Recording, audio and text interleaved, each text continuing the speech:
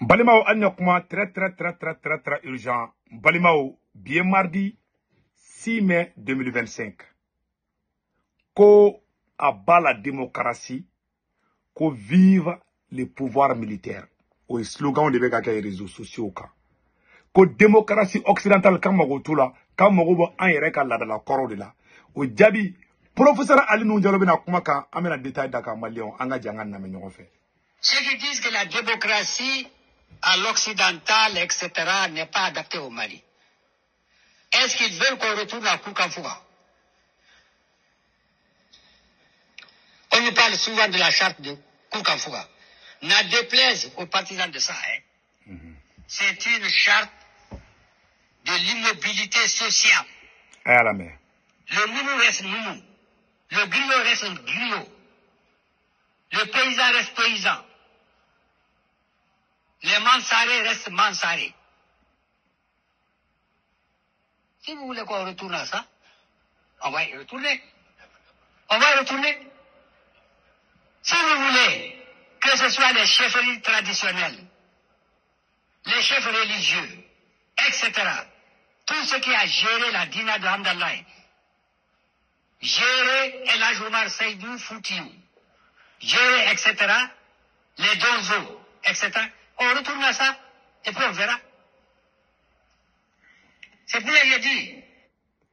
Malien Bella Djeleni Messano, Anga Tchekoroba, professeur Ali Nounjalo, allez Mali, Assemblée nationale député Koroy. Député au Ganyamoroba, président de l'Assemblée nationale. L'ancien président de l'Assemblée nationale, Ali Nounjalo. Malien, Ayekman for Bella Djeleni. Anyabe Moko, Tchamambe Kabo, réseaux sociaux. Ante Touabouga démocratie fait. Amanga Korole ne fait, Kouroukan Fouga. Malien, on mène à Djabi Dumando, de Malien Beka Kuma Iname Folo. Nangokanga ski Kouroukan Fouga kan. La charte de Kouroukan Fouga. Kanga Touabouga fait un peu tout. Awa Kalama, ko Touabou yere, anga charte de Kouroukan Fouga fait l'autre, ko Douga Konchokon, Amérique, France. Olu Chamayanga, anga fait l'autre, ko Douga Jamano la avancé naï. Oba yera ko Jamano Mogobe Nyona. Oui, Kelingi. Flana, Nangambe, Touga fait un peu tout. Ko ga nyesanga charte de Kouroukan Fouga ma. Obaïra, Keita ou de Massa Siouye, au Koroko Mali Nyamoga Betagadi, Keita ou de Ma, Sunjata Keita Bonzon. Parce que le Kumbeka, Empiri Mukumbe, on le Kumbeko Géri. Est-ce que vous voyez? Et comme dans la bataille de Kirina John Gaïla, c'est Sunjata non, en 1235. Quand la charte de Kouroukan Fouga Sigi. N'a pas de charte de Kouroukan Fouga Kono. Mogo ke gouverneur yi. Sigaso Marala, a bébé ke Babemba Choudi, ani Cheba Traoré Choudi, les Traoré, on devait que Sigaso député ou na maire ou na fin bay. Ou ka conseil ou beke, mounou jamou ye, jeli jamou me mounou nane chiato. Na frakanga siganga korolina. Ok. Nantara, Segou Marala, ou l'oubaluni Djara ou peut-être abseg me tromper, on devait Segou Mara, comme gouverneur. Na frakanga touta betoué, de kanga siganga korolina. Munu ya bulu kuma mara yaranga towu kana mara anga fen koro munu kumbe ko nga sego kan hali Assimi repeke Mali président beta kadi Keita dodima est-ce que obo kalama folo Ali Nounjalo kuma parce que chama be kapo tellement be fait 5 ans di Assimi ma ou be kana do mana kan fawla no anga si anga char de Kouroukan Fouga kan no anga tomu ga fem toyi mena détail badin de dini nkola.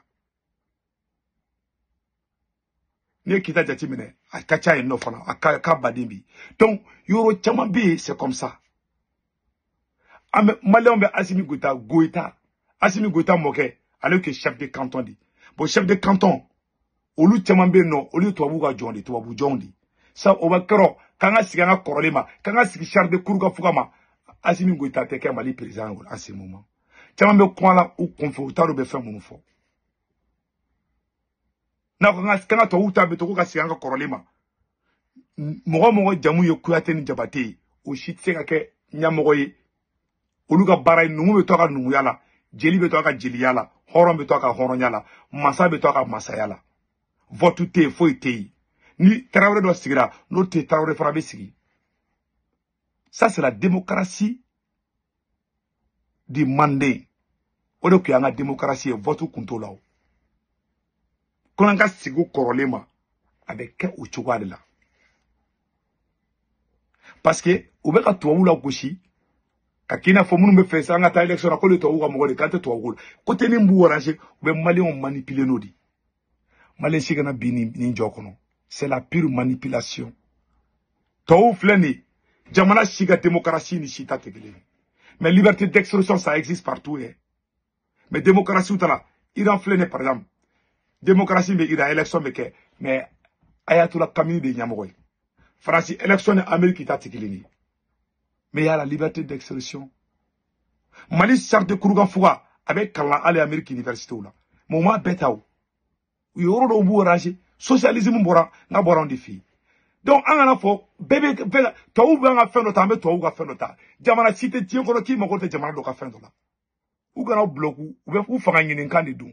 Manipulateur ou de dou. Ngalon tegela ou de dou. Ou bien m'o manipuler di. Kamoro bla fliou là. Aw kono ga kuma ou la mede. Aya koloshu là. Nyeni oro de fo. Ali nous dialo kuma fo c'est la vérité. Ou bien faire asimika toy. Ka fra conscient violé ou bien nani nous kuma nous. Non, on va mettre un corolé ma cocacha. Horon, un corona. Mais exemple, un tungara kabila la. Shadow be ante kulufuru, ali sino wa ona. Anyabe dogono ni bozo fanaka kala. Oka chama de banga dugula. Donc faisons la part des choses. Ne vous faut bella jelingana. Angana son, ka bifendo kono. Mumuna anga jamana, shiringa sigi gela ambulu. Ni manipulateur tekandi o be ka manipulation kuma wéré fana fatuguni malaisie kana bio piège kono ou be ka fo akana bodé akana to politicien ko de ou irate bodé ou be taw di sayama oh olu yere be boka asimi défend muna asimi ta deuna bokka ta tugunu fana ko olu fana be bolaw ama asimi dogoni a manifestation sila manifestation chama ka asimi soutenir ama asimisu ama koromusoye ama adenye ama musoye muna auto fana fo nyamogo diu nyamogo tseka yifembela kuma biseka yifendo la donc malien shikena son ukani manipulation kuma nga do an kungulu konana kan dévier kan boanga trajectoire kan nuni manipulation kuma udi jamana chite je kono kama gote jamana do ka fendo la c'est impossible tseka ke jena teke dugulenga. Donc, bora kan yoro de wala ka famia kana bi ou ka nakandaka kan kono ou ka manipulation kan ngono parce que we ka mo bla filiou de la am mo ali Massa Moussa l'homme le plus riche du monde amata maga amata sanu ni fon blaya ou te histoire là donc jamana be nyogona de jamana mo ko be nyogona fauna na ante tubabu fede taw na en fait ni christianisme arabu na ni sulameyai. Mais ne me don yani tawu kana fi an ayrama kuma nyongera jonyu o chiede de o era kunga juguna be an mo nyongera jonyu gui an mo nyongon faka ka nyongon sacrifier ko dugu dasiri an mo chama ke fen chamana dugu betede mo bedablara ou le côté positif oui. Donc tout ça c'est des exemples anganga dambe ta ma bête sikata chera adobe ka mo ko segambi de shiado be o seka shiado fu malali shini ni aka ibesa shiado be na tefa kanda do ala ka do mo do gashila parce que ni kuma ni mi korosi be do gashila donc bora kan di fana ou be kuma fefu ba be manipulation kandi professeur anu njalo mfodi do na faraka nga do fengono mo jamu yo kuyate njabate o titi ka directeur wi olu tabe ka dro olu beto jiliya rodronka numu beto fenglauna fan fieu ni fauna muda ko nga dadai le monde évolue il faut évoluer avec le monde ou fanga ngini to ou 5 ans ngini to ka dia sima o be ka tan galon de ta kube ngalon ima u tseka de bakani mo taruba tara dro yo bati dibala u tseka de bakabli parce que ngalon malame galon ni tien dombi c'est pour ça nous ou tseka kumakabe do malien on a malien tikeru la quoi. Donc, Mali, on a la démocratie là ça. Et revenons à la démocratie occidentale. On a boli fait que, on a kuma yorojima, on a kuma réseaux sociaux là. Et les réseaux sociaux donnent à toi ou d'agla. an m'an to Amérique ka kuma an bɛ dɔ fɔ sɔrɔsiw an bɛ dɔ fɔ fɛn ma a tɔgɔ bɔra n kɔnɔ mɔgɔ caman ma an m'an to Amérique an bɛ Amérique critiquer an bɛ marche kɛ Faransi yɛrɛ contre la n'est-ce pas parce que démocratie de nana n'o ye mais anw de b'an to Faransi k'an to Amérique ka fɔ an ka jamana ɲɛmɔgɔw ɲɛna k'u kana sɔn nin ma quoi non a kana sɔn nin ma non nin man ka kɛ a yɛrɛ y'a ye dɛ non an man ka nin kɛ quoi non nin man kan ka kɛ alors que e bɛ k'o fɔ k'i to dugu min na e b'o dugu critique la ni Faransi ko bi ko olu bɛ dictatoriat de kɛ ko maa si tɛ kuma ko n'i ye Faransi tɔgɔ fɔ k'i bɛ taa kaso la o ye Mali révolution bannen ye Amérique fana ka bɔ k'o fɔ cɛ diɲɛlatigɛ ye fɛn dɔ de ye i tɛ fɛn bɛɛ bila quoi ko mɔgɔ t'i kuma hali ne ka so kɔnɔ fɛn dɔ ka di ne a man di ne muso ye ne tɛ Asimi ka fanga fɛ mais ma femme aime ne den dɔw bɛ yen Asimi ka d'olu ye f'i ko ne ko fɛn o fɛn olu bɛɛ ye démocratie de ye quoi c'est-à-dire an tɛ se k'a fɔ k'a bɛ fɛn dɔ fɔlɔ an ka fɔlɔ o kow kun tɛ o ni dutigi bɛ yɔrɔ min duden bɛɛ bɛ yen de an to tilela bi koyi a bɛ ka kuma minnu fɔ est-ce que a b'a kɔrɔ dɔn n'a ye nin fɔ n'i ye nin fɔ i muso sigilen ɲɛna k'an ka an ka tubabuw ka fɛn bila an ka segin an ka fɛn bɛɛ ma i b'i kɔlɔsi minnu bɛ ka kuma fɔ n'u y'a fɔ muso ɲɛna a b'a tigɛ o tulo kan i m'a ye i tɛ nin kuma mɛn muso si da Mali kɔnɔ k'an ka tubabuw ka fɛn bɛɛ bila parce que n'a sigira an ka kɔrɔlen kan dɔrɔn muso ninnu bɛ to so kɔnɔ de koyi muso ninnu tɛ taa to tugu an kɔ koyi voilà donc olu ye fɛn dɔ ye fɛn bɛɛ n'a avantage don a n'a désavantage don an bɛ kuma Facebook min na tubabuw d'a dilan aw ma sigilen to Facebook kelen na ni américain de taa Facebook ye américain de taa YouTube ye aw caman bɛ wari sɔrɔ YouTube la n ko américain de b'a d'aw ma aw ko k'aw t'olu fɛ k'aw to ka fɔ o la a t'aw désabonner ka bɔ YouTube sanfɛla la a tɛ Facebook ye ka to yen a bɛ kuma cogo jumɛn a bɛ kuma micro min na tubabuw d'a dilan démocratie duguw de o micro dilan olu a bɛ don avion kɔnɔ ka voyager démocratie mɔgɔw d'o dilan aw b'a sigi ko non k'an tɛ tubabuw ka foyi de fɛ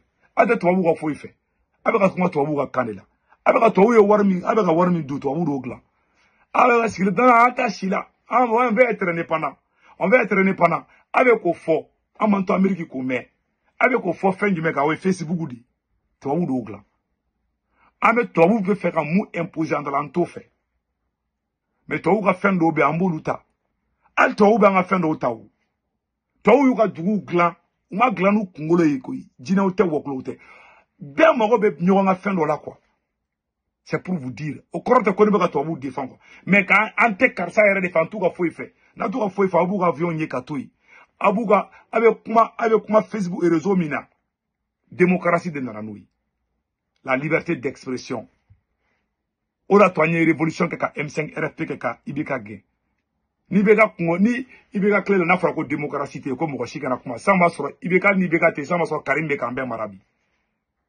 donc aw kana bi o manipulation kɔnɔ o bɛ ka manipulation kuma dɔ fana fɔ tuguni ko non ko u b'aw nɛgɛn dɛ politiciens b'aw nɛgɛn dɛ aw bɛ bɔ dɛ politiciens yɛrɛ denw tɛ bɔ dɛ u yɛrɛ tɛ bɔ dɛ u b'aw se saya ma dɛ ok aw bɛ ka bɔ ka taa mɔgɔ kɛlɛ Asimi nɔfɛ Asimi denw bɛ aw minnu bɛ ka bɔ bi ko vive Asimi aw bɛ ka bɔ dans les rues est-ce que Asimi fana den dɔ bɛ aw kɔ wa hɔrɔnya ye kelen de aw bɛ ka dɔ fɔ politicien minnu fana ma politicien ninnu y'an somɔgɔw de an balimaw de don an tɛ se k'u bɔ maliyɛnya la il faut que ce côté soit clair an ka bɔ haine kɔnɔ an ka bɔ division kɔnɔ an ye dɔ f'u ma ten sa an bɛ solution jumɛn kɛ Mali bɛ jɔ cogo min an kan k'o de ɲɛɲini an ka sigi kurukanfuga ma dɛ la charte de kurukanfuga a fɛn caman ka ɲi o tiɲɛ de ye mais fɛn dɔw bɛ yen hali n'u jaw yɔrɔ dɔw fɔ n'an k'an bɛ segin an ka kɔrɔlen bɛɛ ma n ka cɛ minnu tɛ hɔrɔn de bɛ bila ɲɛfɛ mɔgɔ ma n'i tɛ hɔrɔn i tɛ se ka kɛ foyi ye jeliw ni fɛnw bɛ bila kɔfɛ est ce que o ka ɲi Mali ma mɔgɔ dɔw ye Jabate ye i bɛ taa sɔrɔ o bɛ se ka k'ale Mali président ye ni mɔgɔ ye présenté Mali président la hali jamu ye Kuyate de ni ka ɲi ne bɛ voter ye mais n'i ko k'an ka sigi an ka kɔrɔlenw ma karisa a bɛ taa bon tu vois un peu mais an ka fɛn dɔ kɔrɔlen minnu ka ɲi an b'olu ta an ka danbe la nkalontigɛ man ɲi an ka danbe la janfa man ɲi an ka danbe la mɔgɔ kɔrɔfɔ ma olu fɛn ninnu an bɛ se k'olu ta an ka tabiyaw la ka baara kɛ n'olu ye mais ka bɛɛ de ta ka bɛɛ minɛ munugu ka don an tɛgɛ kɔnɔ ka tubabuw ta bɛɛ ta ka lafili o dugu tɛ diɲɛ kɔnɔ mun bɛ k'o kɛ hali chinois bɛ tubabuw ka fɛn dɔ ta chinois bɛ bɛɛ ta dɔɔni ta bɛɛ mago bɛ bɛɛ ka fɛn dɔ la an mago bɛ tubabuw ka fɛn dɔ la tubabuw mago b'an ka fɛn dɔ la tubabuw fana tɛ ala ye kira tɛ wɔkulɔw tɛ tubabuw bɛ avion ni fɛn minnu dilan n ka fɛn dɔ bɛ bɔ anw fɛ yen téléphone kelen bɛ dilan cobalt n ka bɛ bɔ Congo de donc an bɛɛ tala ye ɲɔgɔn ye aw kana bi ni ye manipulation kumaw de ka jamanadenw kɔ don ɲɔgɔn na quoi aw kana sɔn nin ko ninnu ma nin ye manamanakan de ye quoi donc n bɔra ka nin video de kɛ k'a yira aw la u bɛ kuma minnu fɔla nkalonw de don u dɛsɛ kuma de don parce que u b'a dɔn Asimi Jelima ka go bi donc vraiment n ka video kɔnɔna na n b'a fɔ ni donna maa ma gasi la bɛɛ k'i hakili to n ye kuma minnu fɔ nkalon t'a la dɛ n ma nkalon dɔrɔn mɔgɔ la n ma mɔgɔ nɛni n ma mɔgɔ dɔgɔya bɛɛ ko ka di ne ye fana mais ne ye réalité de fɔ ne ye fitinin dɔrɔn de fɔ parce que ni n ko n bɛ taa en profondeur n bɛ don dɔw gasi la o de to n t'a fɔ quoi so n ye fɛn fɛn fɔ a bɛɛ tan don kelen ma jɛ ala ka barika don Mali la vraiment Maliyɛnw an k'an tɛgɛ di ɲɔgɔn ma o de kun don Maliyɛn fɛn fɛn bɛ Faransi Italie Espagne Angleterre Amérique Canada ka wari ci ɲɔgɔn la a bɛ Senweb application télécharger a ka téléphone kɔnɔ n'a ye Senweb application télécharger a bɛ ne Segu Tunkara ka code promo don ne ka code promo tɔgɔ de ko urgent n'a urgent don 10 € bɛ na o y'aw yɛrɛ ta ye o kɔfɛ a b'a ka banque information bɛ don a ka Senweb application kɔnɔna na a n'aw tɔgɔ min b'a ka carte d'identité kan n'a ye wari ci aw voilà a n'a tɔgɔ min b'a ka carte d'identité kan aw somɔgɔw bɛ Mali la Sénégal Côte d'Ivoire Cameroun aw b'olu ka orange numéro enregistré a ka téléphone n'u tɔgɔ min b'a ka carte d'identité wari ci o b'a sɔrɔ orange money la sur place wari ciko fɔlɔ dɔrɔmɛ kelen sa wari ciko filanan sabanan bara 1,99 €, c'est 2 €. Aw k'an bɛn ciao.